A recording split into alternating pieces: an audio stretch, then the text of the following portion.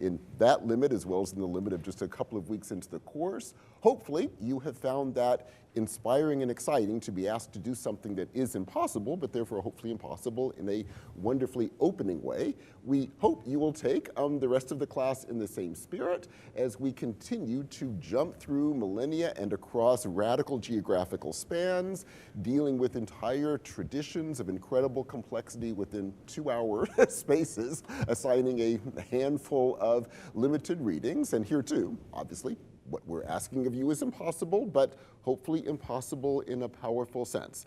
That insanity, the absurdity of what we are doing, will hopefully inspire you to continue the quest of trying to wrestle with impossibly big questions, trying to wrestle with answering questions that are, at a very fundamental level, unanswerable in terms of the knowledge we will ever have in front of us.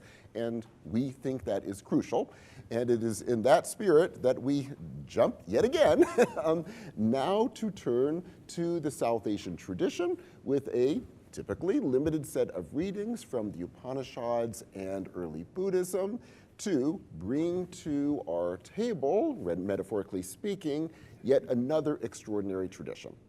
To do so, let me begin again, as we have done repeatedly, with the general framework within which these ideas are going to emerge, and as always giving you a little bit more specificity that will be relevant for the revolution that we'll be talking about today. So we have now mentioned many times this period of literally 3 millennia. It's amazing how long these periods of hierarchy that are largely unquestioned can go in human history. So these 3 millennia of the Bronze Age across Eurasia, that is finally going to be broken down, we would say finally, and I suspect for you too, during this extraordinary period midway through the first millennium BCE, which, as we have noted, will then continue for several centuries. Now, one little thing I want to add to that general discussion we've already given about that Bronze Age is one specific set of features about that western through the middle part of Eurasia, the form it took, because it will be relevant for our discussion today. So the key language group that we will be talking about, and actually we already began to some extent talking about already, is the Indo-European language family, which, as most of you probably know, that refers to a linguistic group that took over most of Europe and what is now Iran, so Persia, and the northern part of India, called Indo-European because it was one language family that we will say spoke what we call a Proto-Indo-European, probably some part in the western end of the steppe region. And that spread, of course, would dramatically define these entire regions, Europe, Persia, and really all of South Asia, but the northern part is the part that is an Indo-European speaking piece. And we have discussed repeatedly in the Bronze Age this notion that the entire world should be understood as a hierarchy. Human society itself is an unchangeable hierarchy. You have rulers, you have priests working on their behalf, you have warriors, and these are pre-given positions you were born into. That is going to be true, as we will continue to see across Eurasia, and we'll see the variation that took on the eastern side of Eurasia in a few weeks. But in the Indo-European side, there's something also that's worth noting because it's going to become relevant. The particular way this was worked out was in terms of a vision that there's an inherent set of different positions that, again, are hereditary. You're born into them. So you were born either into the highest class, which is the priesthood class, you were born into the warrior class, or you were born into lower ranks thereafter, which would mean the workers, the farmers, etc. And kingship would consist of people born into that highest class who then would control and even have elements of the warrior side, but would not be reducible to them. Now, that's very abstract. Let me give you a typical example from the Western tradition. If you look at the Iliad, of course, Agamemnon is the king. He's a king from birth. Achilles is the great warrior. He will never be a king. He's a great warrior. He's born into the warrior class. He is, of course, a Bronze Age figure riding his chariots using Bronze Age weapons. The Indo-Europeans were Bronze Age using figures riding chariots. That was their main mode of warfare. He has servants who work beside him, literally, handing him the Bronze Age sword, the bronze swords to use in battle, and that hierarchy is absolute. And then you are seen in terms of your success about the degree to which you live up to that pre-given hereditary role. So in the case of Achilles, he achieves great fame, kleos, because he is a great warrior, of course. That will never allow him to become a king, but he can be remembered as a great warrior. Now, a version of that will, of course, take hold in, from these exact same Indo-Europeans in South Asia as well, where you will have early on a set of classes that will be, again, given to you by heredity, so a Brahmin class, a Kshatriya class, etc. However, there is a variation that is there in the sort of the part that will take hold in South Asia. You see pieces of this elsewhere, so there's a debate as to how early this begins in the development of the Indo-European cultures, but it becomes very, very prominent in South Asia, which is that there is a level of social mobility that is built in, but not during this life. So one of the key ideas will become the notion of karma. And the vision of karma is things we do in this life, which will crucially involve the degree to which we live up to the goals of the role that we are born into, the attributes that we should maintain in that role. The degree to which we do that successfully will also result in what we will be in the next birth. So, in this sense, you aren't just born a Brahmin, you are a Brahmin because you deserve to be a Brahmin because of the previous behavior in earlier lives that has then defined your reincarnation. So within this life, there's no social mobility, but over the eons, there is because of the notion of reincarnation and the notion that things we do in this life will affect how we will be reborn.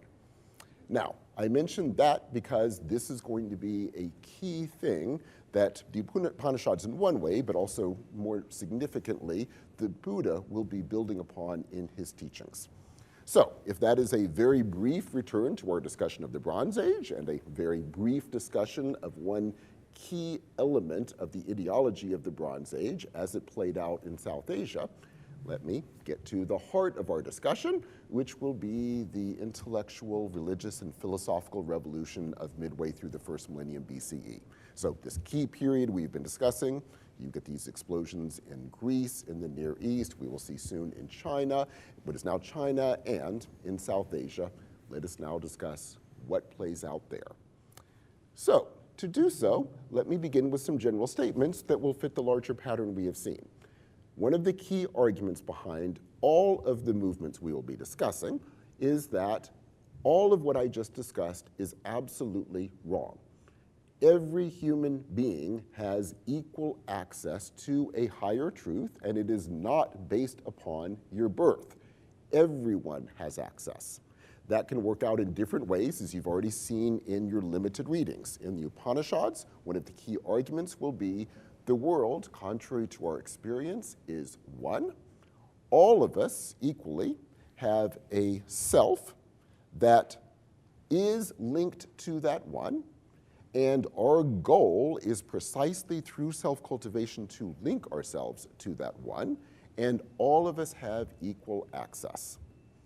Or the version that we will see with the Buddha is that everyone has access to breaking the constructed world that we live within. Everything that we have been discussing so far, and much else as we will see, is constructed, and our goal is to break through that, and all of us have an equal ability to do so. That's all very abstract, so let me now tell you a story. This is a story about the Buddha, because as we will see, Buddhism will often work in terms of stories and then how you reread and reinterpret these stories.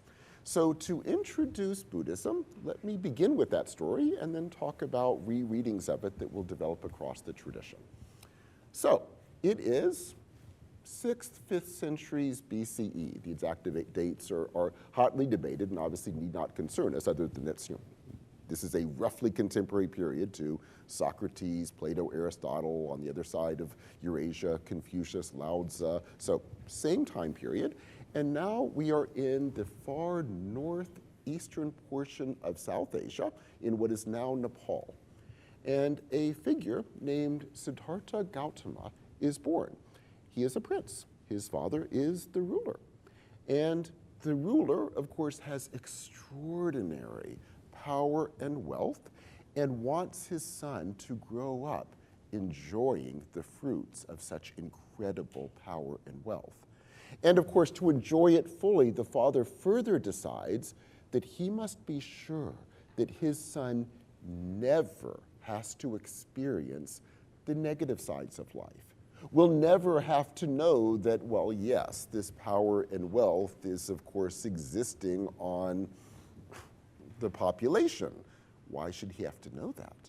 And why should he ever have to know that there is pain and suffering in the world? Why should he ever have to know about the fact that we get sick, the fact that we will die, the fact that there are indeed these incredible social hierarchies? Because if he is on top, why should he have to experience any of this? And so the father decides that he won't. He builds a special room in the palace, and it is designed to cater to Siddhartha's every single wish and desire. Servants are brought in who are carefully trained to cater to his every wish, to never show any displeasure or anger. They also, if they get sick, of course, will immediately be replaced, so Siddhartha will never have to even see someone sick. If they begin to age, because it takes a while, as you know, for children to grow up, they will be replaced as well. So he will never get to or be forced to realize that people actually do, yes, grow old. And therefore, he will live in a perfect world created to satisfy every single craving. He begins to grow up. But then he begins to notice that despite all of the incredible work that his father has put in with his endless wealth to create this perfect world, he begins to notice that actually the servants seem to have, let's call them forced smiles. They don't seem to be really following his every wish happily. Something else seems to be going on. And he certainly begins to notice that someone with sniffles suddenly seems to be gone the next day. He begins to notice that something must be going on that he's not being allowed to see. So he goes to his father and says, I want to see the world outside of this. Not just outside of this room that you, Father, have built for me. I want to see the world outside the palace. You say we have this fabulous control over all of this land and all of these people who love us dramatically and completely. I want to see this world. And so the father says, oh, son, of course, I do everything you want. And he sends, he being the father, of course, sends out the army to prepare it. So anything that will be taken, anything along the line that his son will be taken on, that will show the incredible poverty that exists out there, will be hidden. Anyone who is old or sick will be pushed aside.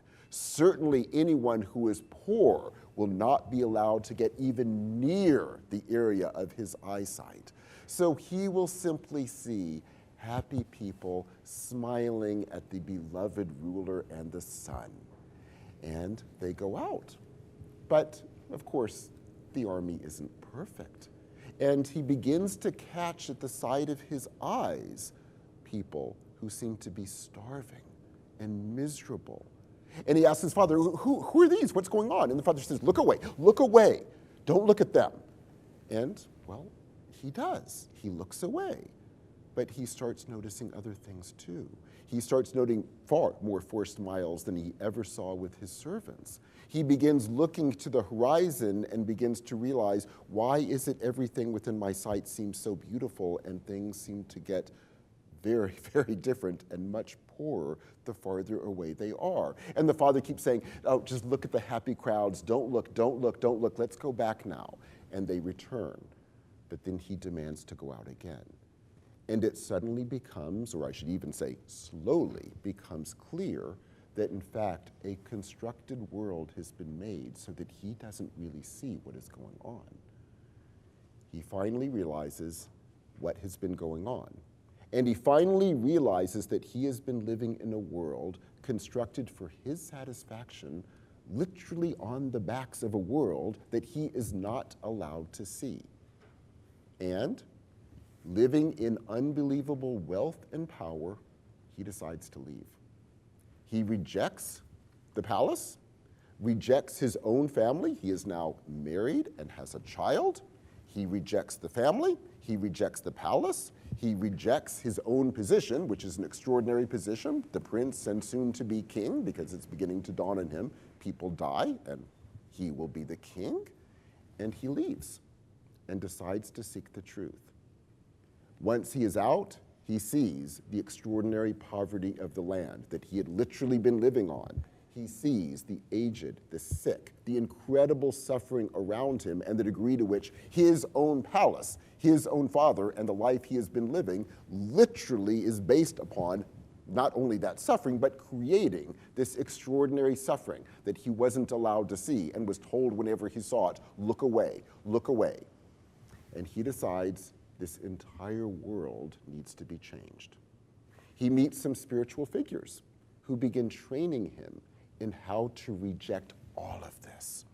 And they say, what you must do is practice incredible bodily mortification to completely reject this world of the flesh and all that has been created from it, and try to release your soul to achieve a higher truth. And he attempts this. Incredible extreme forms of austerity and self-imposed starvation and bodily mortification. But he realizes this is not getting him closer to the truth. And then he decides he will try to work this out simply by sitting under a tree and trying to understand what is really going on. And he sits. And over an extraordinary period of time, he finally achieves enlightenment. Now, when he achieves enlightenment, the term that will be used is he achieves nirvana. Nirvana literally means an extinguishing of, as we will see, everything that has led to the world of suffering that he has been an active participant, crucially in his case, unwittingly, but an actively participant in. Having achieved enlightenment, and don't worry, we'll come back to exactly what this means at this moment, but to continue the story, he then stands up and decides he must give teachings to the rest of the world to try to save them. And the key sense of the story is, at the moment when he has achieved this extinguishing, he immediately has absolute universal compassion for all living creatures, seeing clearly the horrible suffering that they are existing within, and out of compassion, committed to doing everything he can to save them. And he begins his teachings. The teachings then call on all of us to begin recognizing what he himself has finally now realized. And the teachings are the following. We humans, because of our cravings and desires, we construct worlds, entire worlds, that cater to us, our desires for wealth, fame, our desires to have no suffering, our desires to have a perfect world for ourselves. And we are extraordinarily good in a horrible way at not seeing the degree to which our attempts to do this cause horrible suffering from those around us, because we are so good at literally looking away and not seeing it. He realizes, in other words, what he was born into is exactly what every human being constructs. We may not be born a prince, and we may not have a father who can construct a palace for us, but that is a mini version of what all of us do all of the time. To end this, what we must do is break all of that. Not simply realize that we've constructed artificial worlds, but actually get to the root cause of all of that construction. What we must realize is the entire world that we perceive is a product of that construction, ours and those around us, to the point where entire social worlds have been built out of these constructions. That world is therefore illusory. Now, note immediately when we use the term illusion as a translation, it has a slightly different connotation in English. So by the word illusory, they don't mean, oh, just see through it. No, these are real worlds. Like, we have constructed these worlds that we fully live within. They are illusory in the sense simply that we have constructed them. We think they are natural. We think this is the way the world operates. It is not. It's illusory in that sense. So how would you not only see through these illusions, but actually cease to actually create them in the first place and gain the ability that the Buddha himself has gained, he's now being called the Buddha, to act compassionately for all living creatures as opposed to endlessly creating suffering through the very ways that we live our lives. How do we do it? It's by recognizing that, in fact, the root cause of this is not simply our desires for wealth and fame and personal happiness with an ability to see through it, because all of that is certainly true, but it turns out it's created more than just what we might tend to think is a result of these problems. It turns out we construct a lot more than just seemingly nice lives for ourselves. We construct worlds where, to give a not minimal example, we think there is a self, me.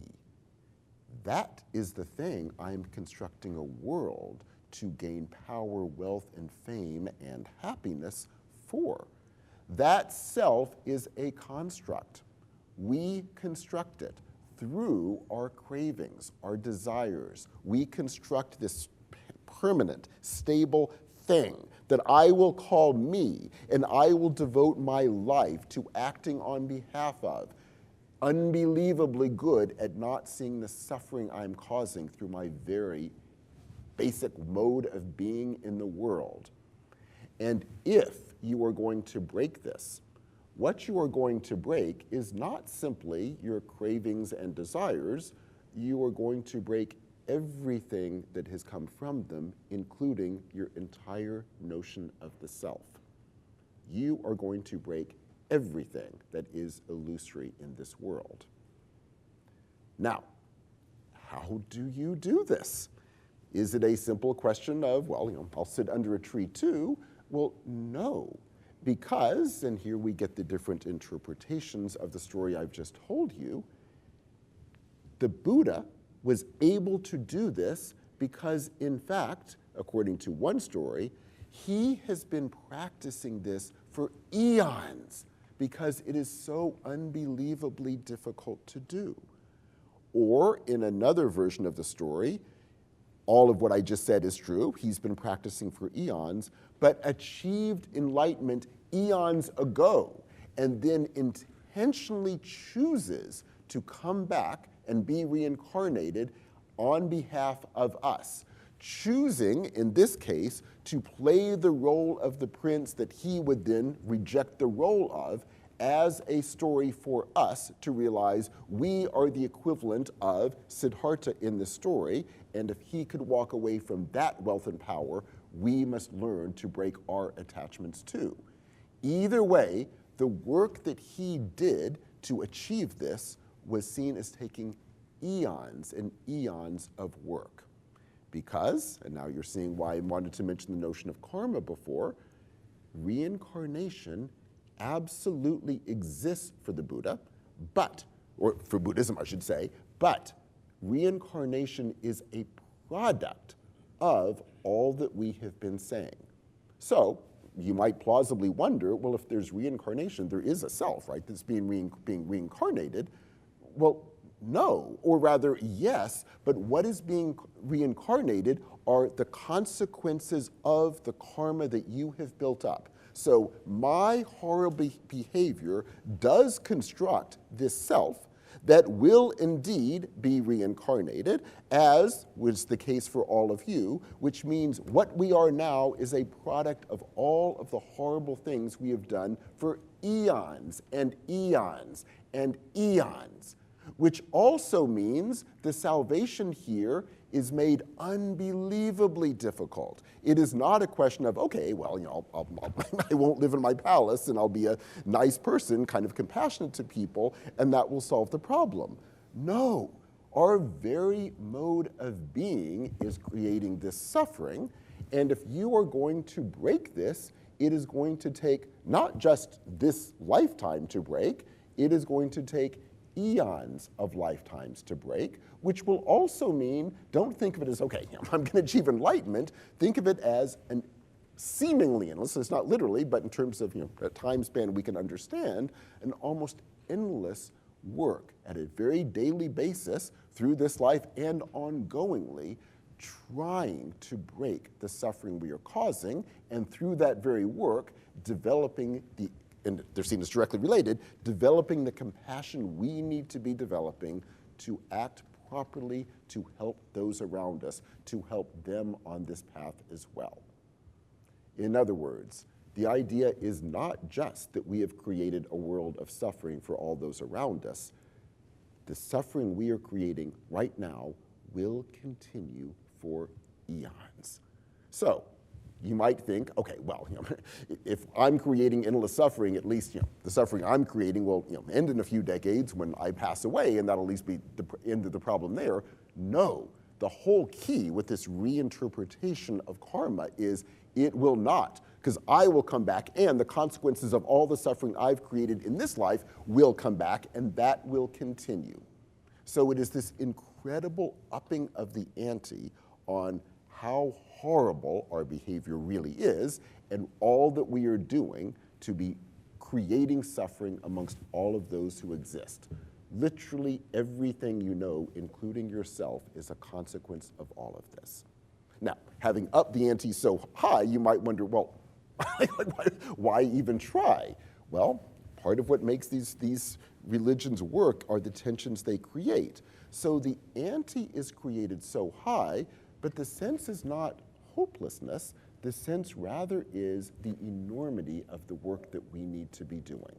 No, we will not achieve it anytime soon, but what we will be achieving is the constant work that we must be doing to break this suffering and begin the work of compassion for others. Now, flipping back and forth in terms of the hopeful / upping the ante piece of this, suppose you were to say, okay, but right now can I just walk away? Will that end the suffering? No, no. And the key here, remember, is if I right now decide, okay, the way to interpret this is I should just walk away, hide myself in a room, and then I won't be creating suffering for other people because I literally won't see anyone else. The answer is no, because if I do that, I'm back to being Siddhartha in his palace, right? If I'm sitting alone in my room, where does my food come from? I call DoorDash, and obviously workers are being exploited both to get that food and to pay me, and where do I get my money to pay them, and blah, blah, blah. There is absolutely no way I can simply easily escape the world. But again, the flip side of this is precisely the opposite too. If I did that, in other words, try to become Siddhartha in his palace and live my life in my apartment and see no one, I also, of course, am not only accruing bad karma, I'm not accruing good karma. So I'm not being compassionate to anyone. I'm not helping anyone. And that is, of course, one of the key aspects of creating suffering. If I'm compassionate, I can't just hide away. I must be acting on behalf of everyone else. So, having put that as the general vision, let's say a few more words about how this then plays out in practice, because undoubtedly you're thinking, okay, so what do I then do? So let me say a few more words about the history of the movement, and then we'll bring it to ourselves. But first, to go back to the Buddha himself. So the Buddha begins these teachings. He starts a very significant following, and the movement begins to grow. I mentioned before I would say a few words about what happened at this moment of nirvana. So again, many stories, but I'll tell you a key one for where we're going. One of the key stories would be at the moment when the Buddha achieved enlightenment, and various stories, as I've mentioned, will tell you why he was able to achieve it and all the work he had been doing over lifetimes and perhaps, again, had already achieved this eons ago. Regardless, at the moment of nirvana, under that tree, or in previous lives, according to the other versions of the story, at the moment of nirvana, when he then stands up and acts on behalf of us with universal compassion, the way it is put is he achieved nirvana with remainder, which means he, Siddhartha Gautama, is the one who stands up and begins the teaching, the remainder being that all of the past karma that led to him being Siddhartha Gautama is still there until the full extinguishing occurs, and he is choosing not to have that full extinguishing because he wants to help us.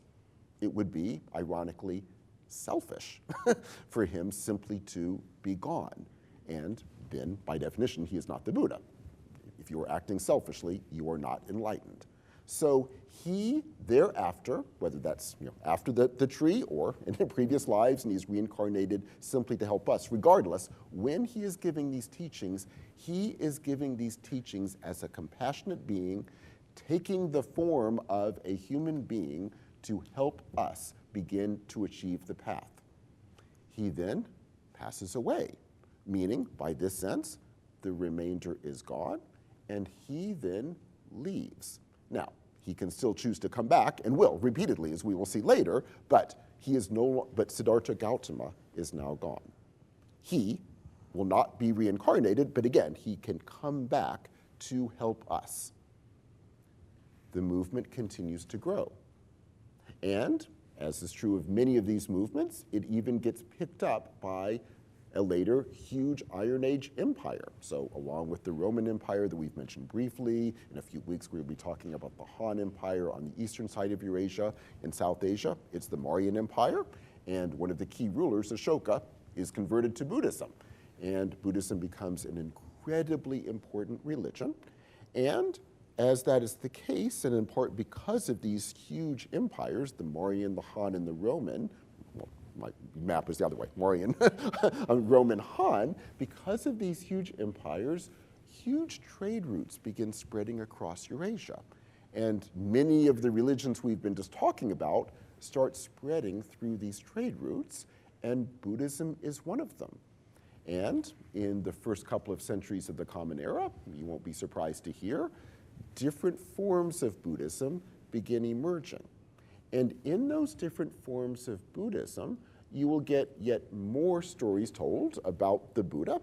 This is the period when the story I mentioned before in passing, that the Buddha actually achieved enlightenment eons ago and chose to be reborn in the form of a prince as a lesson to us. Also, you start getting a strong institutionalization of one key aspect of Buddhism. In this key aspect, monasteries are formed. In these monasteries, those who choose to fully renounce their social role, they may enter. And they can enter and undertake this extraordinary level of discipline to break the self.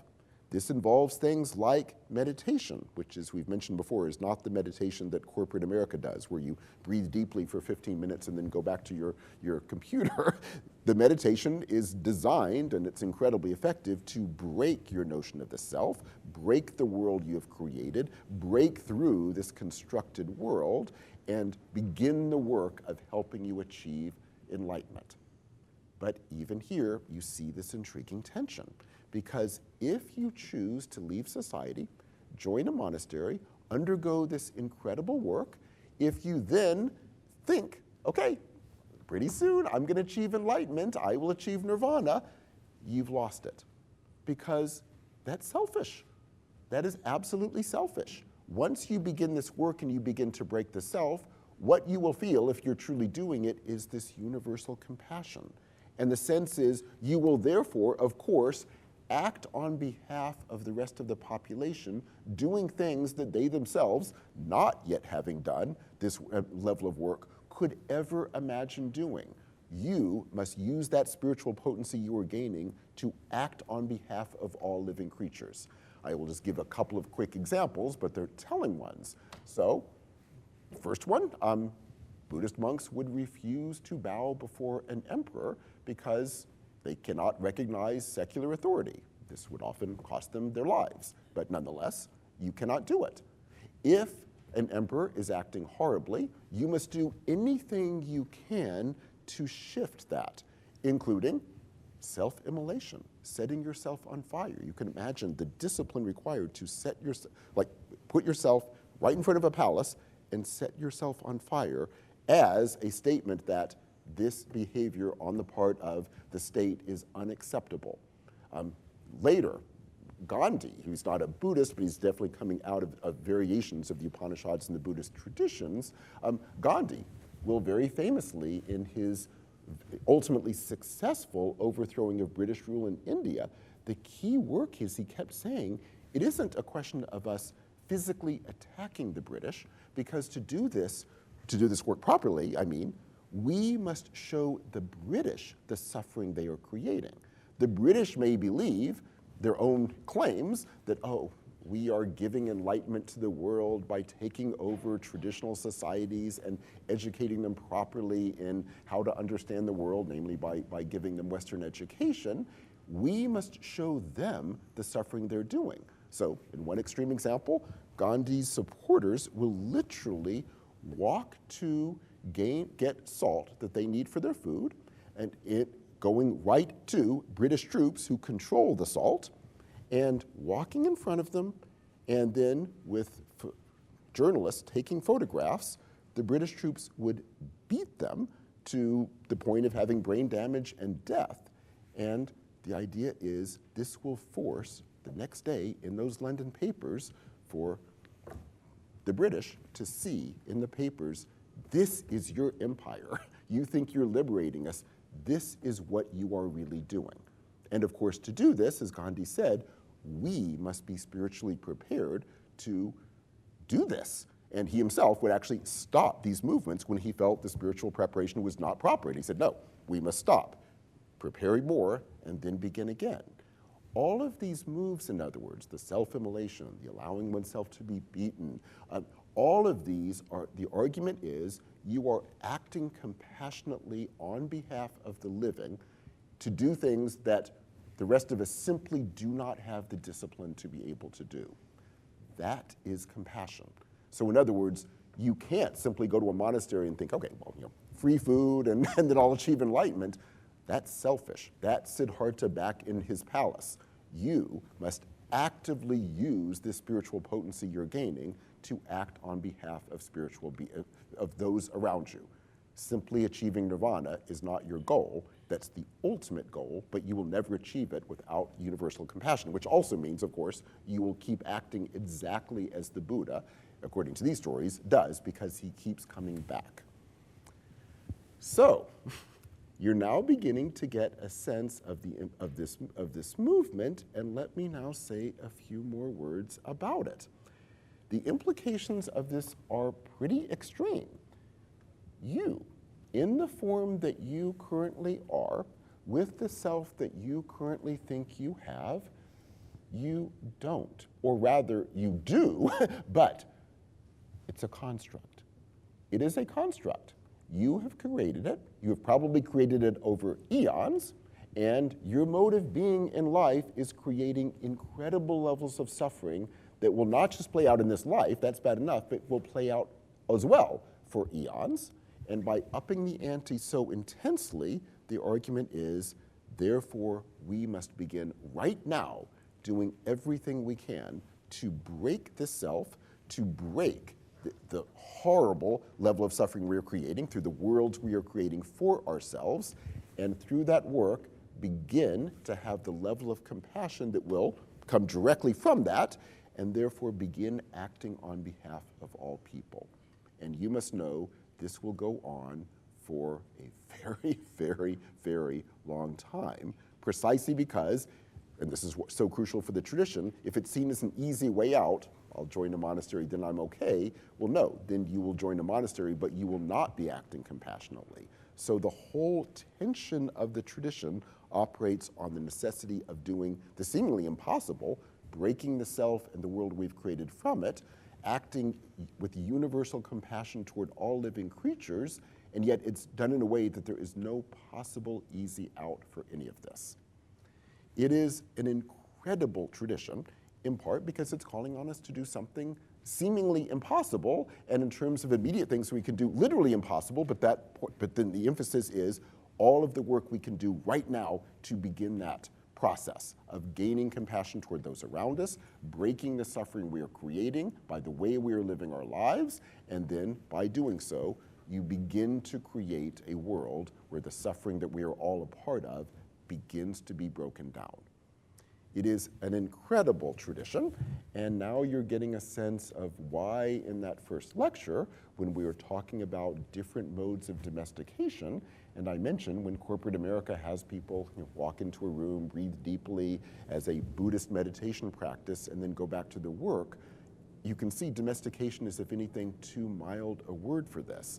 Because if you are really doing meditation along the lines of that Buddhism is calling on you to do, as well as all of the other practices, you do not return to your life unchanged.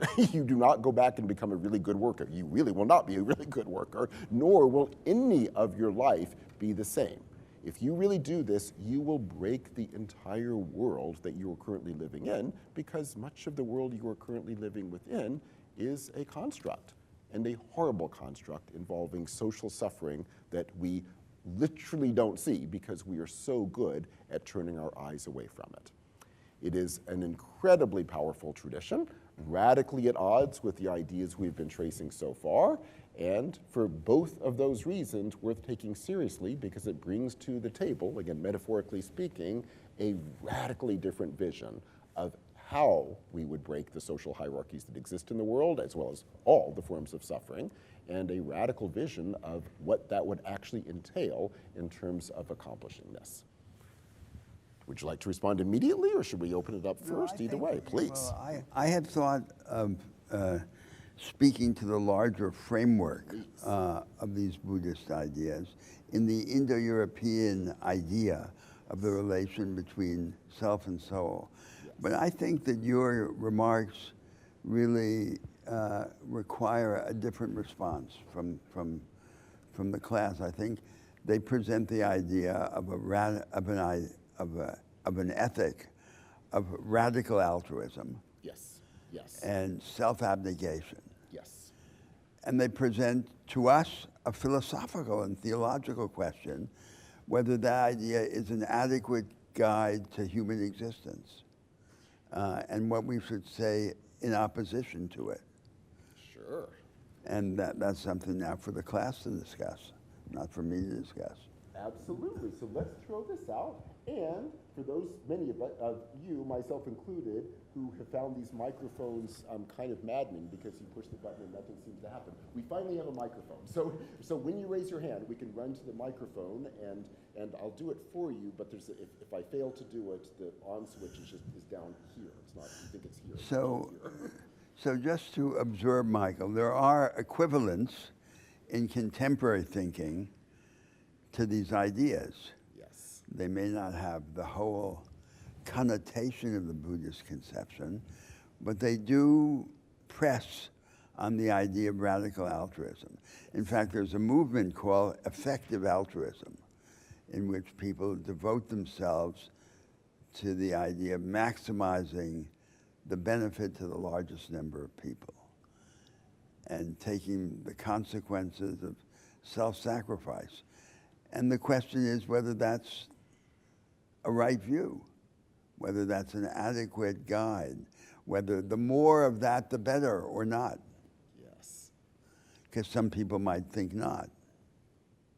And let me say, I agree. And I would personally, but much more importantly for this class, I'll give it from the Buddhist perspective, would see effective altruism as a potentially dangerous approach. So for those of you who aren't familiar with this, let me explain a little bit more about Roberto's question here. So effective altruism comes out of the utilitarian tradition. So as you'll remember in the school of philosophies, we discussed utilitarianism that arose with Jeremy Bentham in the 19th century is one where you're trying to rethink social norms according to a utilitarian A philosophic calculus, the greatest happiness for the greatest number. Precisely.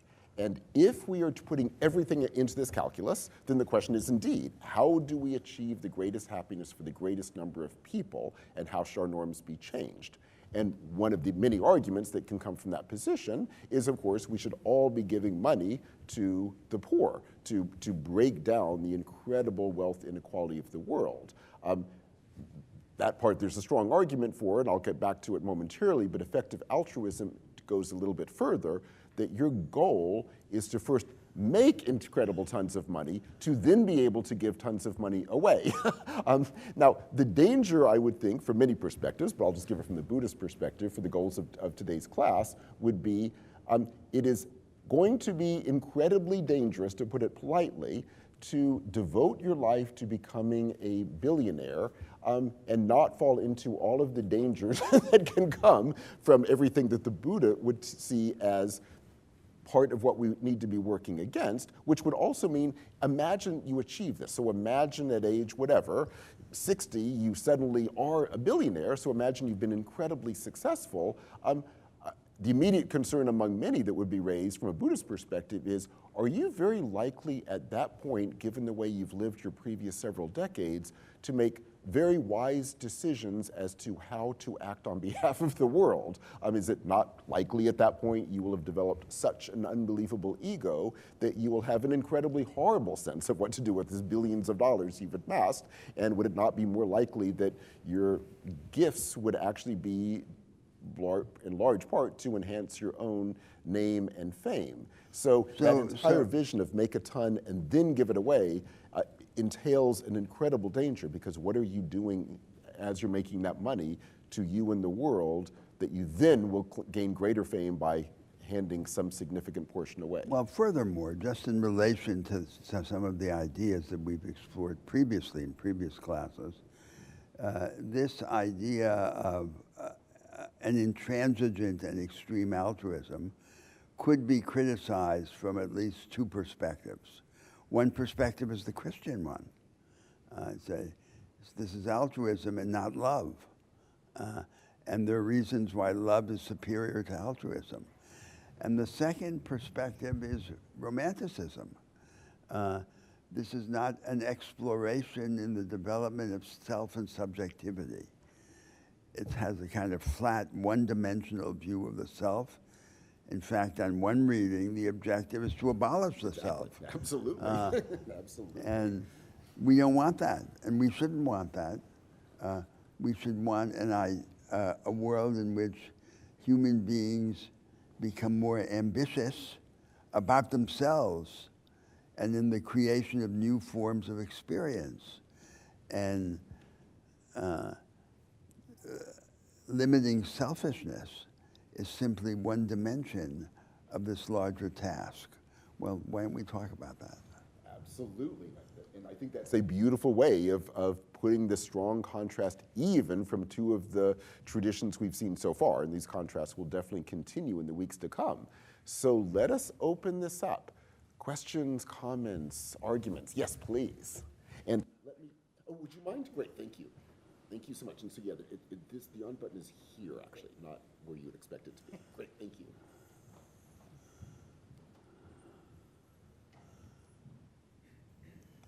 So I guess this is more of a curiosity than a well-formed question. But I'm wondering what the implications are in the religion for a radical social revolution in which we eradicate the self. Because I think that all of this world construction is passed down to us from infancy. Like every language and every social institution and any institution is centered on the self existing. Yes.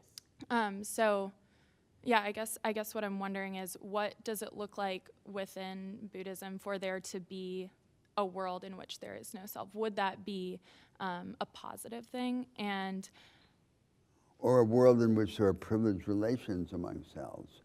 When he told that story about the Buddha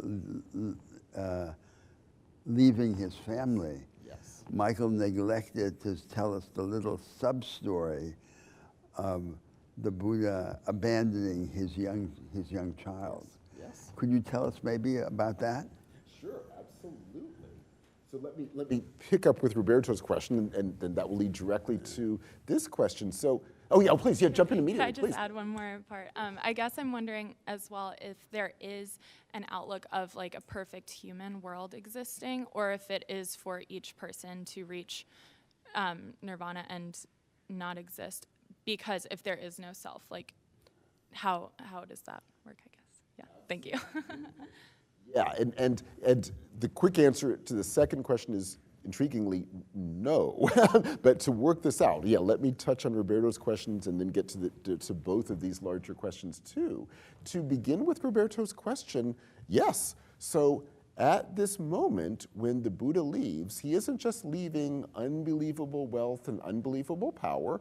By now, he is married and has a child, which he leaves. It's one of the most difficult parts of this story. He is literally leaving his own family and his own child. Now, let me immediately say one thing that's crucial for the interpretation before we get to these larger issues. This does not mean you, if you have children, should leave your children. It also does not mean that you right now, if you're going through a tough time, should go to a monastery. But the idea of the tradition is both of those would be wrong. And let me begin with the monastery first. If you right now thought, okay, I'm going through a tough time, I'll join a monastery, and that will solve things. I assure you, the monk would sit you down, talk you through it, and almost assuredly, given the scenario I've just mentioned, would say, no, I don't think you're ready for this. I'm sorry. You're coming here as an escape. You're coming here to avoid the difficulties of the world, and this isn't an escape. You come here because you're ready to come here, which is going to take incredible amounts of discipline to even be ready to make that decision. And then when you make the decision, it's going to be much worse in terms of the level of discipline necessary. So the tradition is not saying everyone run to a monastery tomorrow. It's saying it takes incredible amounts of work to break the self. Ultimately, you're breaking your social bonds, but the ultimate point is crucial here. Now, I want to still go back to the heart of the question. The Buddha, nonetheless, does leave his son. Now, yes, the tradition would say he has done the work in order to do so, but he does leave his son. He does leave all of his social duties, which includes raising a child. And this is going to be one of the key questions of the Buddhist tradition. In a few weeks, we will get to the Confucian tradition, and there'll be many differences between Buddhism and Confucianism, but in some ways, this is the most intense one. For a Confucian, for reasons we'll discuss, this is just unacceptable. You can never leave the social world. As horrible as the social world is, they will agree it always assume it needs dramatic change, but you can never leave it. Whereas ultimately, the Buddhist tradition is that is what you're doing. Now again, none of us in this room would be seen as ready to do so, but I mean, that is ultimately what you are doing. That is part of the extraordinary power of this tradition. Chilling power, you could even say, of this tradition. And let me use that to get to the larger questions. In part for this very reason, Buddhism will never take a doctrinal position about what a proper political order would look like for humans. The move is almost always, I think I can take out almost always, is one of Buddhist monks, or those of us who are not yet so trained, but to the degree to which we are still capable of doing what I'm about to do, acting to see suffering and try to break it, with the understanding that anything you do will possibly, and very likely, create more suffering. So let me just give the example, the next steps of what I mentioned with Gandhi. So Gandhi's work was unbelievably successful. He pushed the British out. It was an unbelievably successful move. However, he himself, before he was assassinated, was becoming increasingly concerned that the sectarianism and nationalism that was setting in was going to set South Asia on an incredibly dangerous path that, of course, we know would happen very soon thereafter, which with just a horrific set of religious wars coming with the partition. Again, the British did the partition, but he saw that the implications of this was going to be horrible if the increasing sectarianism and nationalism wasn't pushed successfully against, and it wasn't. And you could argue, well, wasn't this a nationalist movement against British rule? And I mean, who knows what Gandhi would have said, but I think a Buddhist perspective would have been to say, yes, not because nationalism is a good thing, but you're pushing against the British if that, as it did in this case, helps to put into play a nationalistic vision. What you're trying to do, and Gandhi, to his credit, was doing so before he was assassinated, you need to see that danger immediately and then respond to that. So it's a kind of constant, active working in the world, but with the sense that we're not going to create among humans, with the social suffering we're creating, we're not going to create a perfect world, and even the incredible acts we're doing, at best will be successful on the certain things we are intervening to do, but other problems not only will entail, they may entail for the very reasons we've done it. So self-immolation isn't going to create a better enduring world. If it's successful, it will force those in power to recognize what they're doing, or help those not in power see the horrible things those in power are doing, hopefully create some lessening of the suffering, but other suffering will continue. So think of it as an endless number of interventions, incredibly difficult interventions, to try to ease suffering, but you take out the idea that there is some ism, some political form that this would take that would somehow ease suffering. It won't. The world is a world of suffering. The world we've constructed is suffering, but there are different types of suffering, and you're endlessly trying to act to break them. So again, they're interrelated. This is part of both the power and difficulty of the tradition.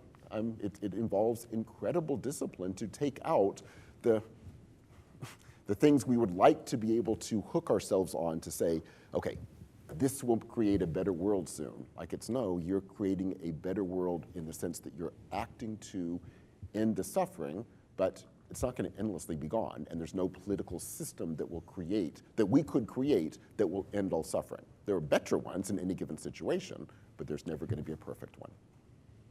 Yeah, thank you.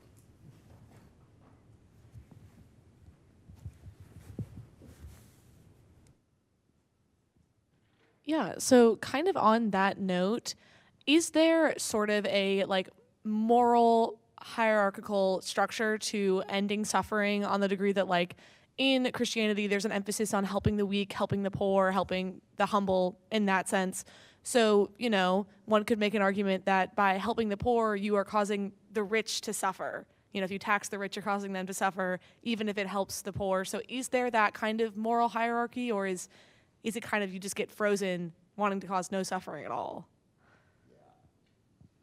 Great question. The answer is it's kind of the opposite of frozen, because there is indeed a hierarchy, and I love your example, so I'll stick with it. So the sense would be, if you look historically, Buddhists are always acting on behalf of the poor, and the sense would be, in the social world we have created, it is the poor who are the ones who are suffering by far the most, and not just suffering, they're suffering because of the worlds that the more powerful have created. So we're all creating worlds, but the worlds the more powerful have created are literally being done on the backs of the poor, and so your interventions are to help the poor. So that help means literally, like the Buddhist monks will literally give alms they will receive alms from the wealthy and then give it to the poor, so they're actively feeding the poor, but their interventions are almost always aimed at the wealthy and at states, because those are the places where the level of suffering is creating an extraordinary amount of suffering elsewhere. So in that sense, for all the other differences, in that sense, Christian practice and Buddhist practice in that sense can be very, very similar. Yes, for all the other very significant differences between them. Yes. Yes, please.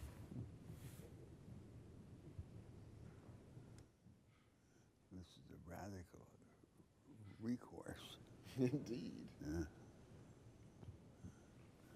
I had a question about how the idea of no self, but then also inhabiting an embodied self while here, like how would one reconcile that suffering is an illusion, but then also paying attention to like the constructions that we create? So like if our body has illness, we want to treat that, or like if someone else is suffering due to like, I don't know, some other factors, like instead of getting rid of those factors, because we can't just like get rid of our body, how does that match with like just understanding there is no self?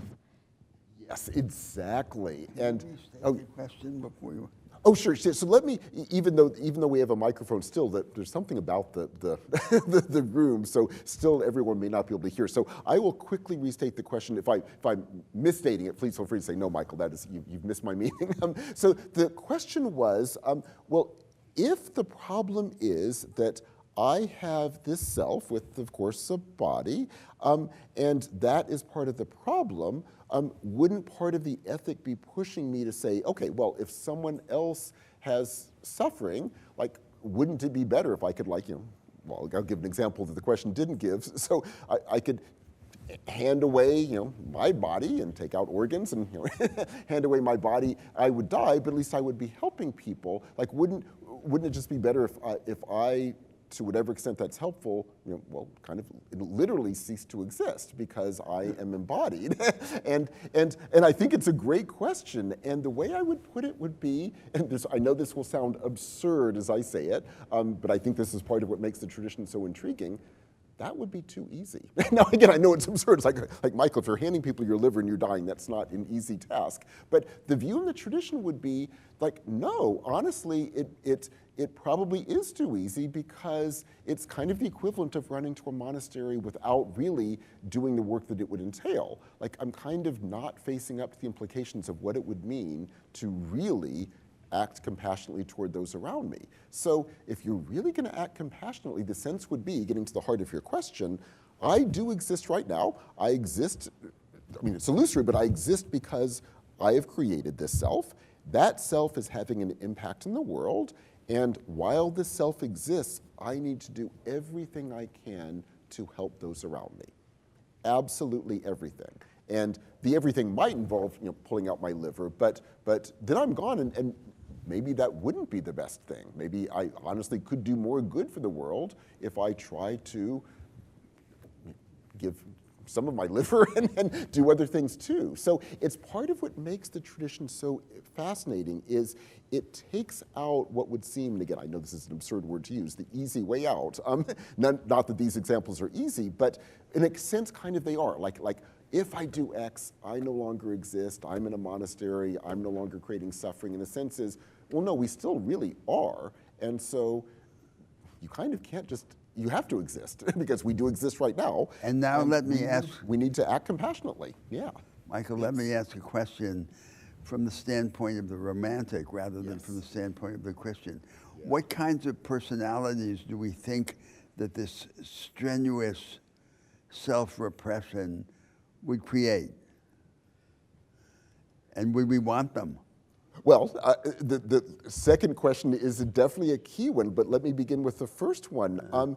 It is not striving to help us have extraordinary personalities. So indeed, as we'll be discussing in a couple of weeks, part of the Romantic tradition, this vision of radical self-fashioning, is you were trying to fashion this, well, extraordinary self. This, like Oscar Wilde will be the incredible dandy, and you're trying to create this. But this to be fair, self. it's not to make it more more agreeable, right? Oh yeah, no, it's the I sense think of this is a higher form of existence. Absolutely, absolutely. Whereas from the Buddhist tradition, and it's a wonderful question because it's such a contrast, from the Buddhist tradition, that is absolutely not your goal. Your goal is not to radically enhance the self and to create this extraordinary self.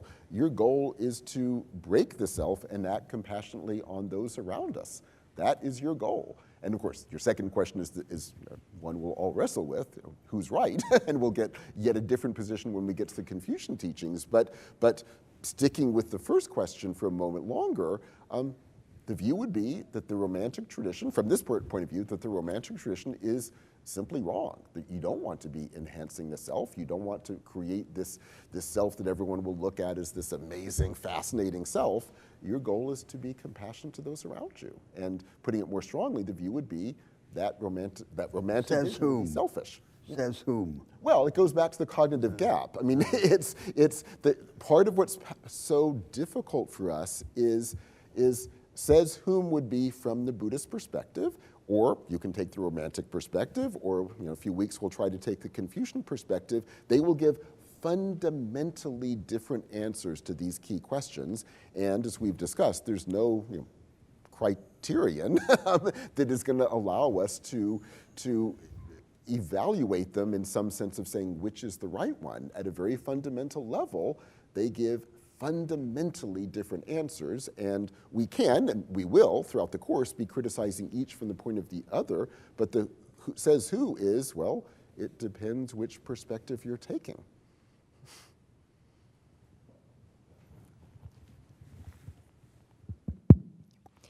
Yes, thank you.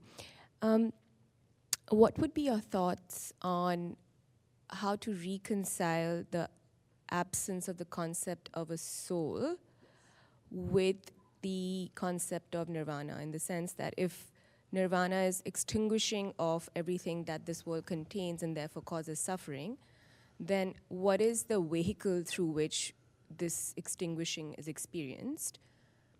And to that extent, if reincarnation is a process that's also inbuilt, and that also ties to concept of time that we've been discussing, and what that means over the eons that we've discussed.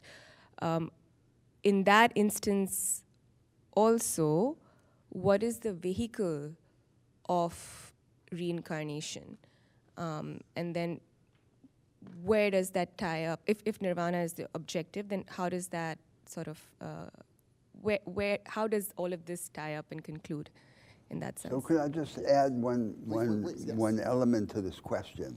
So Nagarjuna, maybe the greatest philosopher in this tradition, is noted for the proposition that samsara is nirvana. Yes. Could you explain that to us? Absolutely. And these two questions are indeed directly related. So let me begin with the soul. What happens to us if we were to ever achieve nirvana, and what in the world it would mean for nirvana to be samsara. So let me begin with the soul. It doesn't exist, or rather, it does in the sense that we have created it. So what is physically being reincarnated? What is being reincarnated is the consequences of the karma, often bad, given the way we live our lives, bad karma that has taken this congealed form that will then come back. That congealed form is the thing that we will call the self, the heart of which we will call the soul, but it is a product of our karmic actions going back oftentimes eons. So is something being reincarnated? The answer is absolutely yes, but the thing that's being reincarnated, what we can call the soul, is a construct from our bad karmic behavior. Or maybe some good, but sadly, given the way we live our lives, it's largely bad, which definitely raises the question, what happens if we had then achieved nirvana? Do we disappear? And here too, you get very different stories. So let me give you some of these stories and then get to the heart of what they're telling. Maybe it would help too if you would define what samsara is.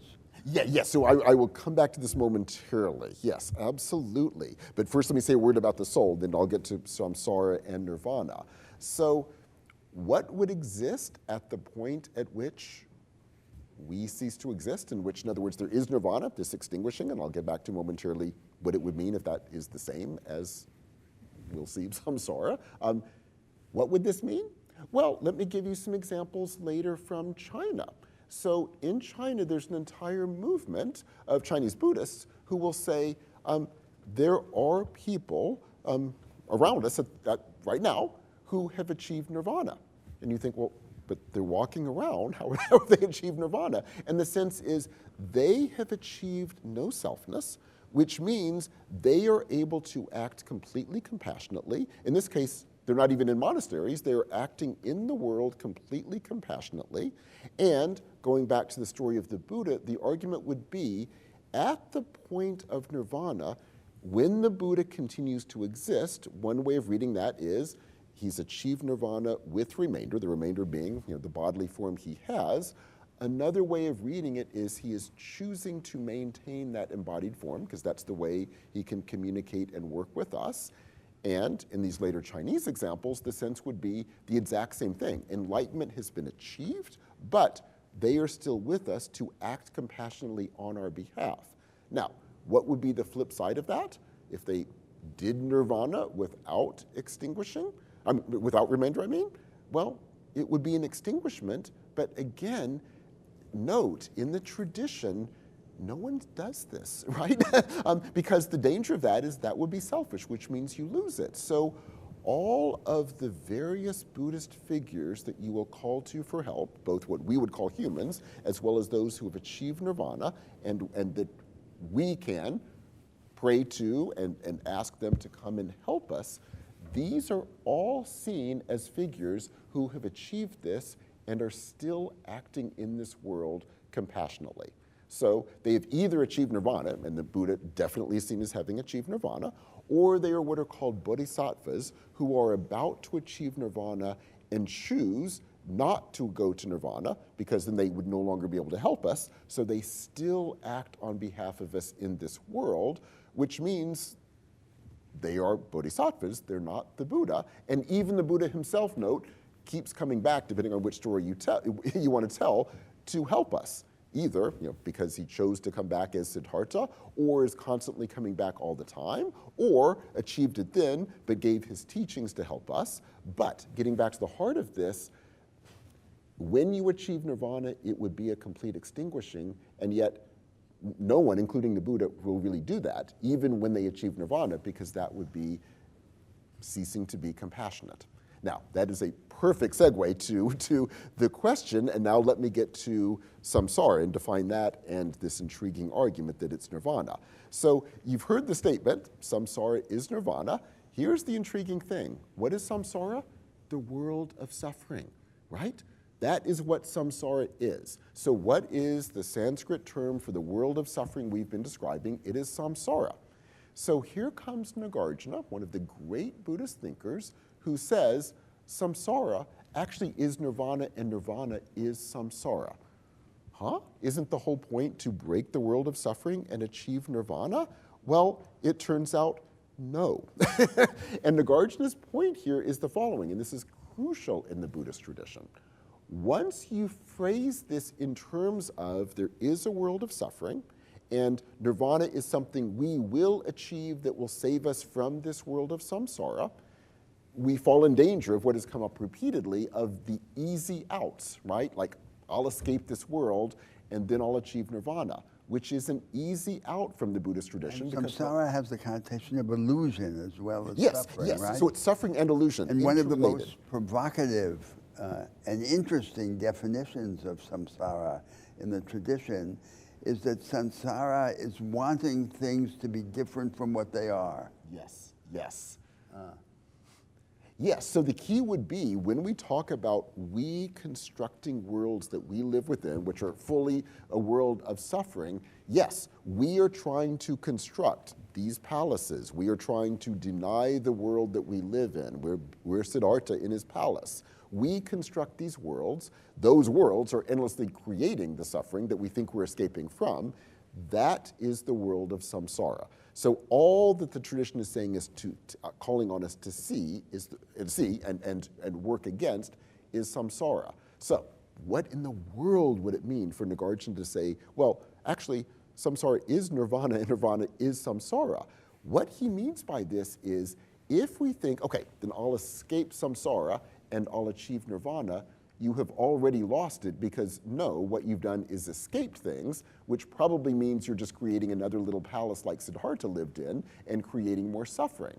So once you realize this, you will realize even were you to achieve nirvana, after eons of lifetimes of work, even if putatively someday you were to achieve it, you would still be here on this constructed world, acting compassionately for us, precisely because there is no escape from this. So think of nirvana as what you are working toward in the sense of the discipline to break the world of samsara, but it's not just that you're not going to achieve it because you probably won't work hard enough over the next eons of your lives. It's that living creatures will still be within it endlessly, and so it is in that sense, not literally, but in that sense, an endless process. So even were you to achieve it, you would be like the Buddha, who then stands up and starts teaching, right? Still fully within this world. So it seems that nirvana is what happens when you stop rebelling against fate. That is, when you stop wanting things to be different from what they are. Oh, I would thought more strongly. I would say what it really is, it's not rebelling against fate. What it really is you stop, and these are seen as, I'll say them as two things because the English language forces us to, but these are seen as flip sides of the same coin.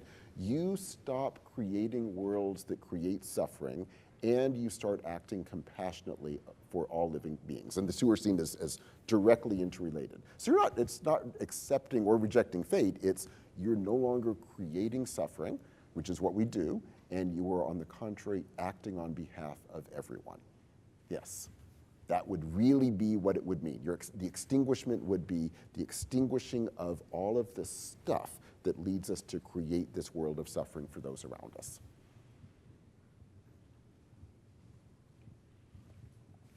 Yeah, I'm wondering if we could take a moment to just talk about the challenge of language here, because to talk about the challenge of language here, because something of language. The challenge of language. Challenge, yes. I'm so sorry about this room. I'm not sure why the acoustics are so bad, but the challenge of language, absolutely. Throughout this conversation, it's saying you become extinguished, or yes. Would we want that? But within, at least my understanding is, within the Buddhist paradigm, there is no we that then wants that. So how would you recommend one navigating this conversation without falling into these traps? Yes, and the answer is, so the question, if you couldn't hear it, to talk about the challenge of language, and how do we talk about these issues when, by definition, we are forced to use language that the Buddhist tradition is absolutely opposed to using. In other words, we're using words that the Buddhist tradition would say, well, no, you can't talk about we need to do X when it's not a we needing to do things. And so how do we avoid the fact that we're using language that by definition is part of the world we're trying to question? And the answer is, well, there are many answers, but I'll just give you one very telling one.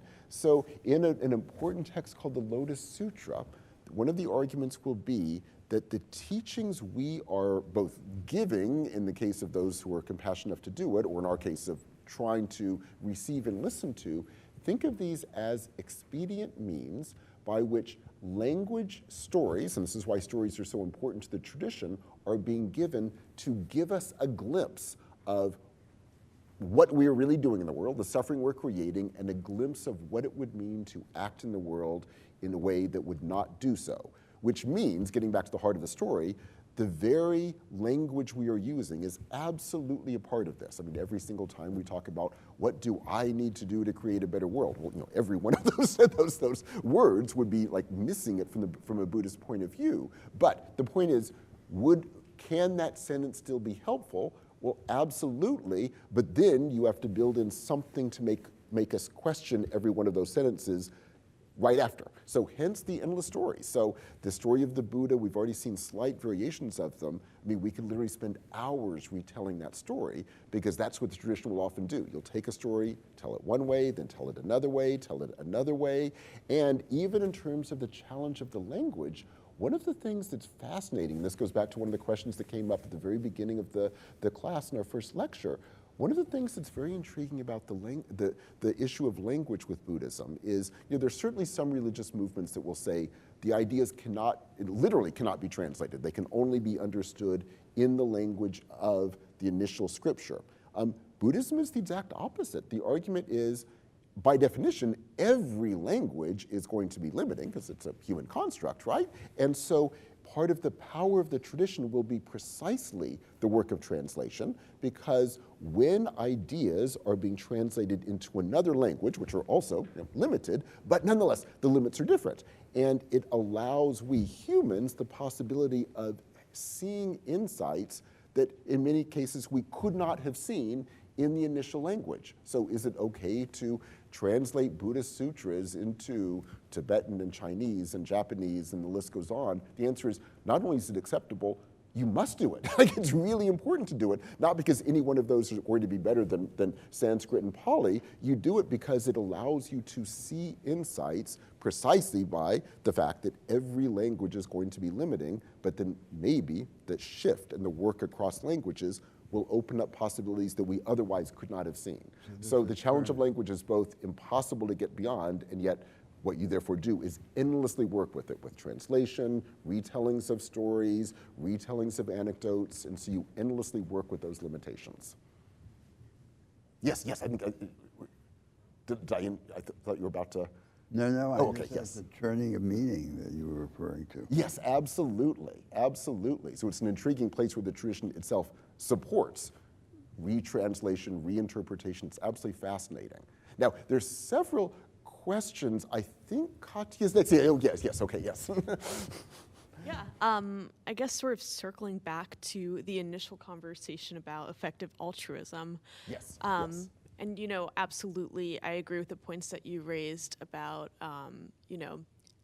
whether it's ethical to become a billionaire in the first place, how inflated your ego would be by the time you've accrued so much money and you're 60, so on. But what I find intriguing about the proposal of effective altruism is that it's identifying a specific problem, being the system of capitalism we have generating a lot of inequality.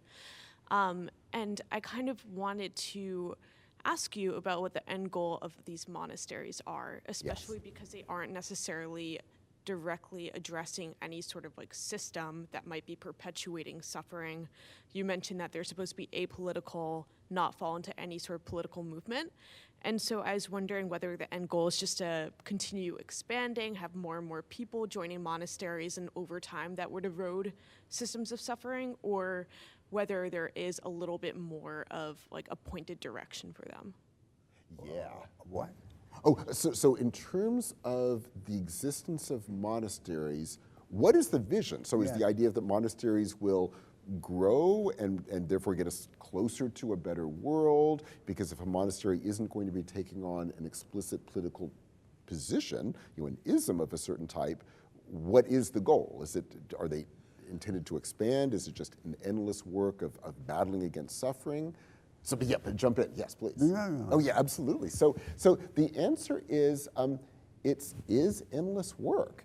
And the view would be it's not an endless expansion because that's really not even going to be a realistic possibility. So the idea is it is incredibly difficult to do that level of work, to literally leave society, do this level of meditation, act compassionately on behalf of humanity. It's so difficult that there's going to be a real limit as to how many people are really going to do this. Now, hopefully more of us will do more of it, like the more of us who begin meditation, breaking down the self, acting compassionately. Absolutely, the more of us who do it, the better. Those of us who will literally be willing to fully leave and join a monastery, again, there'll be few of us, and as I mentioned, again, do it tomorrow and the monk will sit you down and say, I really don't think you're ready. And so it's not even they're trying to drag people in. It's sort of the opposite. It's like you come here if you are honestly ready. So that gets back to the heart of your question. So what then would be the goal? And the goal is a limited few of us will be able to do the level of discipline called for in a monastery to act on behalf of the rest of humanity in ways that those of us who have not undergone that discipline would ever be able to do. So I would never be able to self-immolate. That is not something that I have ever put myself into the discipline of being able to do, and I suspect that holds for all of us. A monk can do that. So the sense is they can do things we cannot do, but the call isn't that all of us should be therefore doing those. It's taken for granted the world of social suffering is a creation of the way almost all of us live our lives and will for eons to come, probably for, as far as we can understand it, forever. And so therefore, they simply are doing this work of compassion at a level that most of us will never be able to do. Hopefully that's inspiring for us to do it at lesser levels, but to hopefully still extraordinary levels, and they can simply do it at a much grander level. And in terms, again, of the issue of a political position, so you mentioned capitalism. I mean, Buddhism tends to be very critical of capitalism for the obvious reason. It's a tradition that's aimed at the radical enhancement of the self, acquiring more goods literally at the expense of those around one in an overtly competitive environment. So they tend to be, obviously, very critical, but it isn't that a Buddhist tradition will say, and therefore let us create a different ism that will create a different world. The rather sense is what you're training yourself to do is sense existing forms of suffering that are currently playing out, acting to break those forms of suffering with, again, the firm realization that that's not going to end suffering. It just means other forms of suffering will then be developing, possibly in response to the very wise acts of compassion that you have just undertaken, and that will require yet more work. And so think of it as endless work to end social suffering.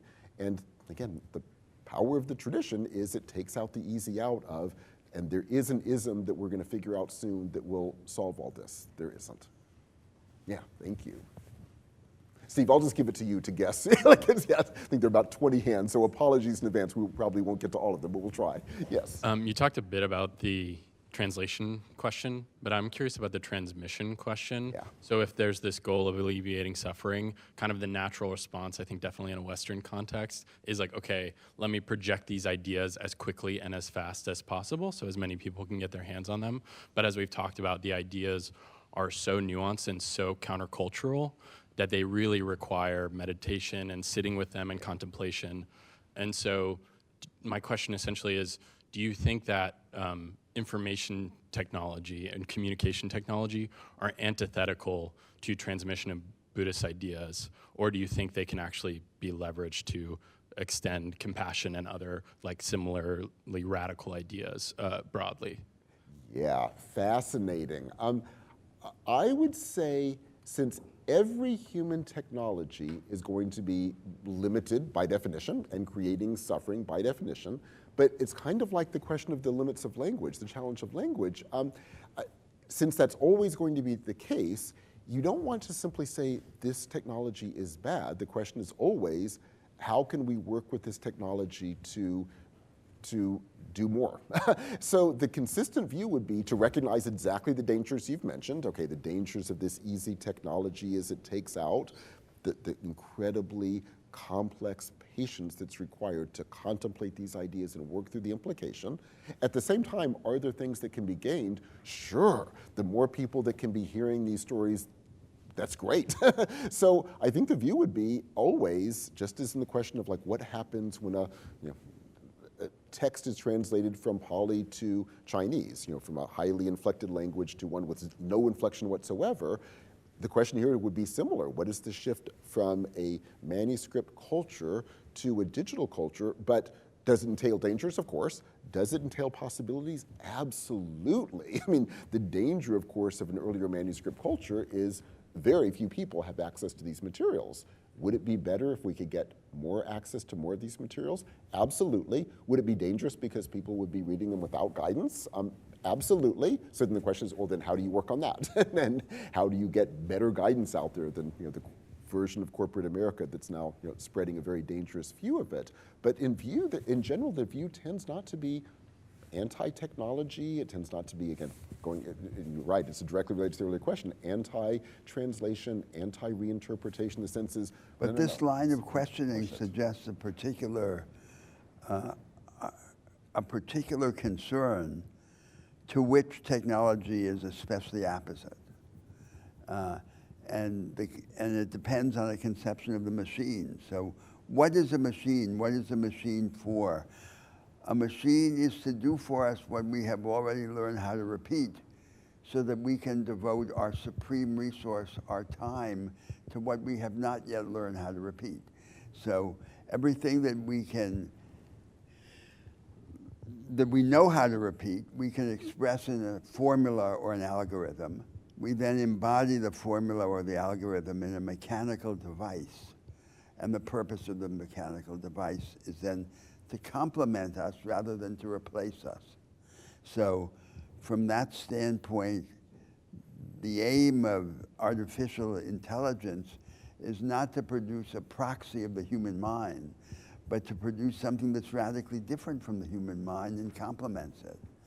And that would be a response to a kind of evil that doesn't fit on the simple spectrum of altruism and its opposite. It's our liberation from the mechanical through technology.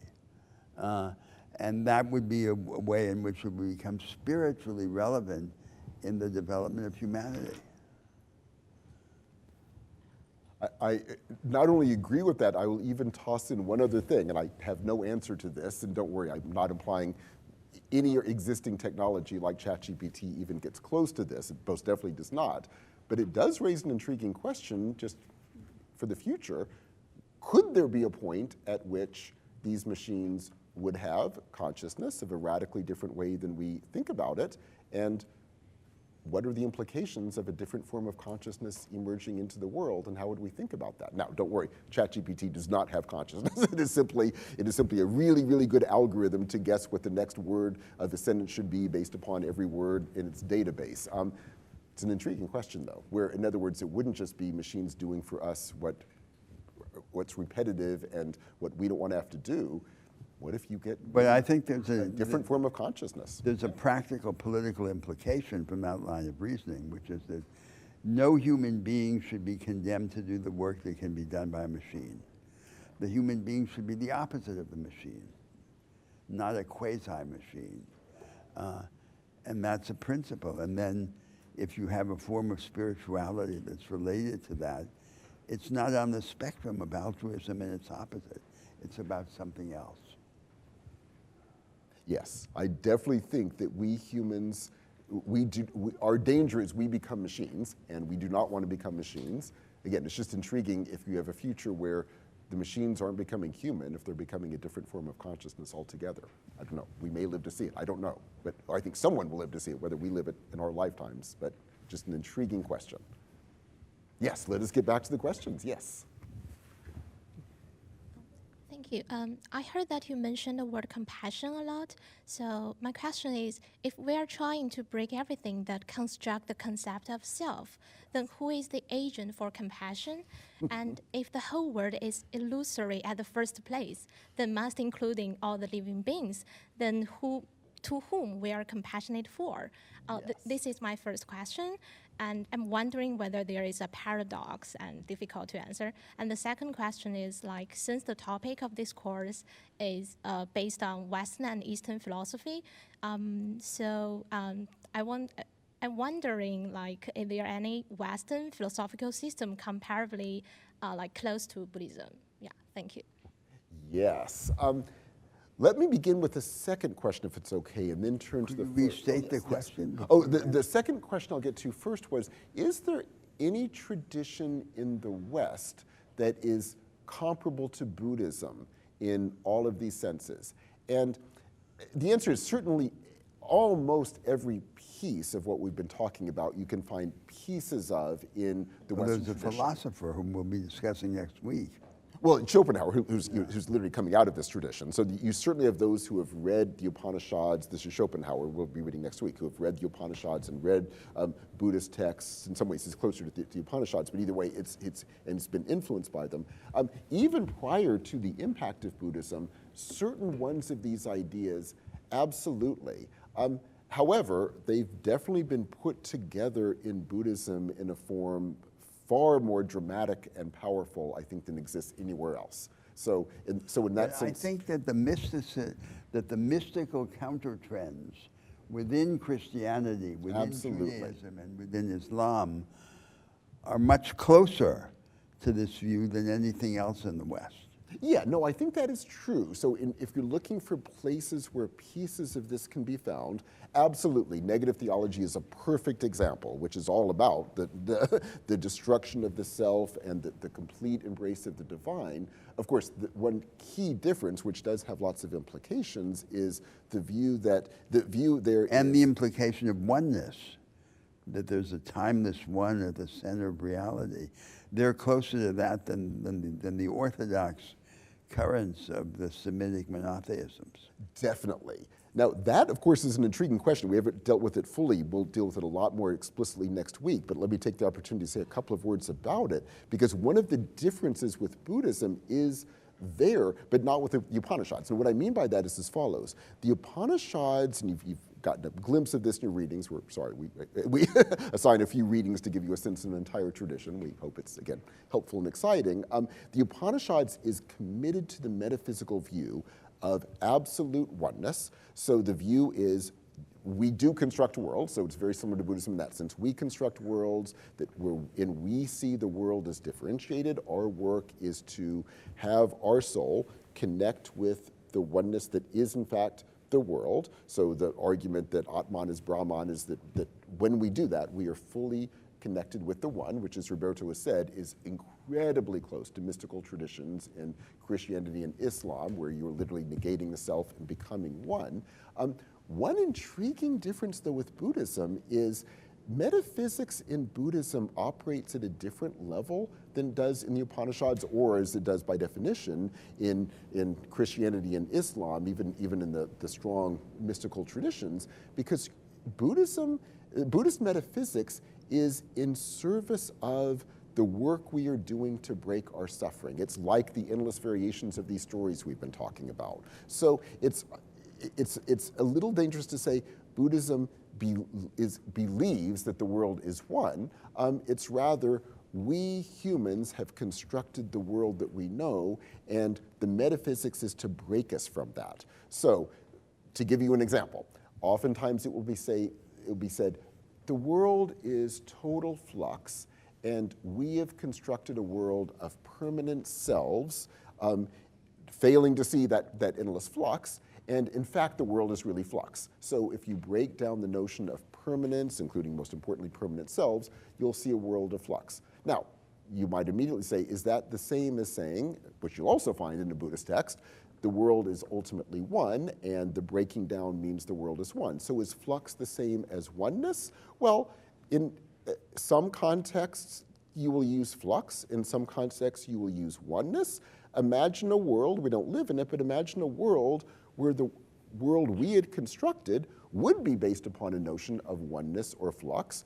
Then the push of Buddhism would be to say, what are the dangers there and what are the counter metaphysics we will be pushing? So part of what's intriguing is, unlike the Upanishads and unlike mystical Christianity and mystical Islam, it's less that Buddhists are giving you a metaphysics of this is the way the world really is. The push is really to break us from our mistaken understandings, which so it's one of the things that where you get positions that are very, very similar, there's still a kind of push in Buddhism about the overall vision, the kind of push against the worlds that we're creating. That's, again, I won't call it unique, but it's put together in a form that's incredibly powerful. Now, that will get us back to the first question. So in the first question, actually, could you quickly restate the first question? Because yes, we've gotten so caught up in the first second question one. is about the compassion. Yes. So if we're trying to break the concept of self, then Yes. like who is the agent of compassion? Yes. And if the whole world is illusory, including all the sentient beings, and to whom we are compassionate for? Yeah. Yes, great question. And the answer is we are compassionate toward all living beings. Now, who is the we and who are the beings and what is living, which is the exact right question to ask. The we here would be those of us striving to do it, which means those of us who still have selves. Again, those are ultimately illusory, but we've created them, so, and they are acting in the world. We are striving to break that down to act compassionately toward all living creatures.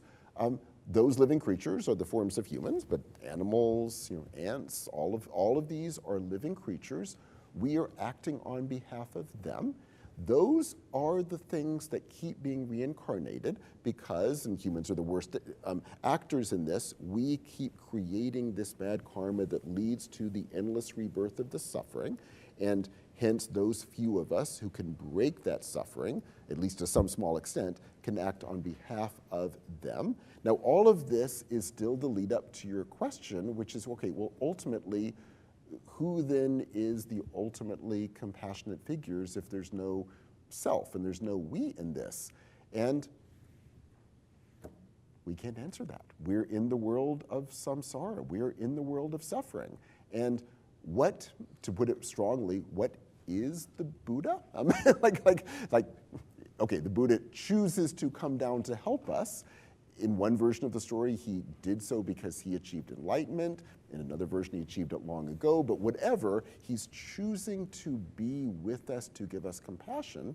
So, okay, but he's choosing to. So in nirvana, does he not exist? Well, in our sense, no. But at the same time, yes, because he's choosing to join us.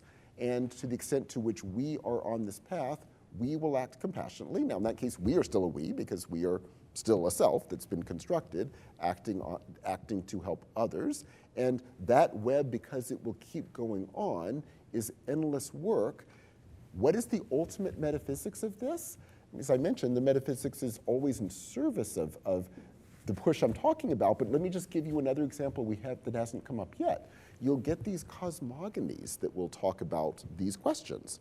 And they'll say, well, imagine, and imagine's the key word here. They're not saying this is how the world emerged. They're saying, imagine this as a helpful way for us to understand what we need to be doing. Imagine a world that just was endless flux, and for whatever reason, some of that flux began interacting in other ways that we in retrospect would see as some kind of selfish act of trying to grab things for itself. Itself being, these are just forces, right? We're not even talking about human beings yet. And we're using that language in retrospect. When that happens, that starts creating bad effects. That starts congealing into these hardened things. Those hardened things keep congealing and create competitions with other hardened things. That continues over the eons as what we would call human selves are created out of this congealed competition and suffering. That is the world that we now live in, of eons of this.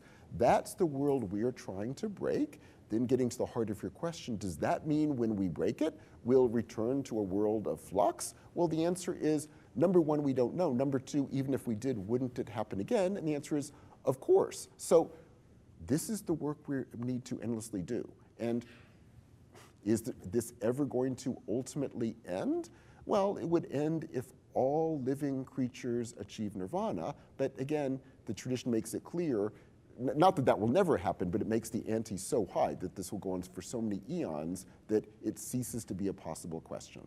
So where did this all come from? It's stories that will help us understand it. Where will it all be? It's stories that will help us understand it. What is the metaphysics of this? The metaphysics helps us to understand it.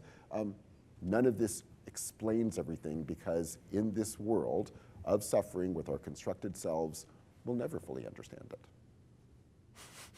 It's part of the power of the tradition. It systematically refuses to give you answers to these questions.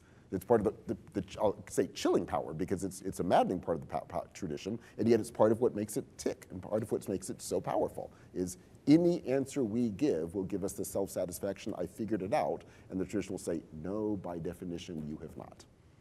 Yeah, it's part of what's so powerful about the tradition. Yes, please. Hi, thank you. I just wanted to make a comment that I hope will help clarify or make easier some of these questions. Please. The first is from within the tradition, the concept of a raft, yes, or the teaching of the raft.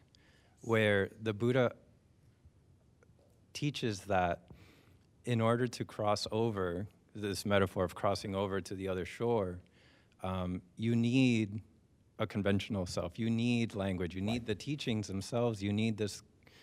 In fact, there's a very sophisticated order of monastic discipline. There's personality. There's a metaphysics as needed. But once you get to the other shore, don't take the raft with you. Exactly. You drop it. So the idea is not to get attached to the view. The idea is to use the view to get you somewhere else. And the second point related to that is the primacy of practice. Yes. It's a curriculum. The teachings are given as a curriculum, and I think often these questions of what to do or how to behave, a teacher might very often say, practice more. Yes. And there are many stories in the tradition of people not becoming teachers until they're 80, 100. And so there's this idea of we're not going to get it perfectly right, and we can't, but there is a process, and it points to actually the machine, the idea of the machine, because it's sort of like the practices themselves are the machine that are taking you beyond. It's like the Zen story of the teacher pointing to the moon and the student looking at the finger and thinking that that's what they're pointing to, but it's to point beyond something. So those two ideas, I think, are helpful, the raft and just the primacy of practice.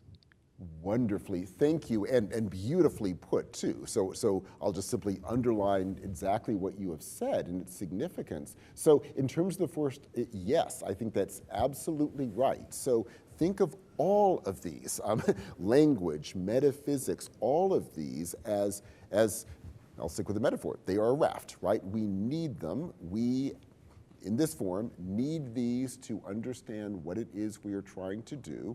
They will all be shed were we ever to cross that river.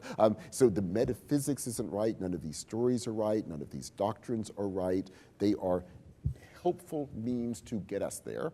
And absolutely one of the key pushes in the tradition for this reason, and moving to your second point, beautifully put, is therefore do not allow yourself to get caught up in any of these as the metaphysics of Buddhism, the proper language of Buddhism, the proper doctrines of Buddhism. The focus is always practice. Like these metaphysics, doctrines, etc., are helpful if they get us into the practice. The focus is the practice. And yes, when you're working with a teacher, it will always be, okay, but wait, explain to me, is it really ultimate oneness, or is it really ultimate flux, or is it really, and the answer is practice. Right, and that's exactly it. So all of these doctrines can be helpful if they can help us to practice. They are dangerous if we start sticking to them, because that's not the goal. The goal is the practice. And that is absolutely right. And it's one of the reasons when, and we'll begin to see a little bit of this even next week with Schopenhauer, when a lot of these ideas are pulled from the tradition and taken, as you said, as doctrine. So this is the doctrine of X. So Buddhism believes X. This is the key point, because as you said, the X is working in the tradition as a means to get us where we need to be going, and that means of where we need to be going is all about the practices that the X is helping us to get to, and the X would be dropped immediately when that ceases to be helpful. Absolutely. And I might add, as we're reaching the end of our minutes, I'll just use your wonderful comments as a segue on this point to where we're going next week. So next week, we will look at Schopenhauer, a figure, of course, from the European 19th century. So we're moving back to that crucial moment. Back to the Indo-European Jews. Indeed. We discussed today. So yes. Let's begin with that. Absolutely. So with Schopenhauer, we will see a person directly influenced by the Upanishads and Buddhism.